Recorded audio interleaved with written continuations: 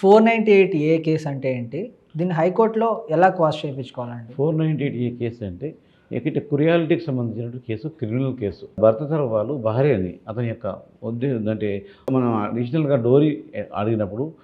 డోరీ harassment case పెట్టుకున్నప్పుడు so దాన్ని మనం 498 కేసుగా తీసుకుంటాం. ఇది క్రిమినల్ కేసు కింద వస్తుంది. ఈ 498 కేసు పెట్టినప్పుడు ఆ యొక్క కేసులో అతని యొక్క భర్తతో పాటు భర్త యొక్క తరపు బంధువులు అనగా భర్త యొక్క ఫాదర్ను, మదర్ను, అతని బ్రదర్ను, సిస్టర్ను, వాళ్ళ ఫ్యామిలీ మెంబర్స్ అందరినీ కూడా ఇన్వాల్వ్ చేయడం జరుగుతుంది.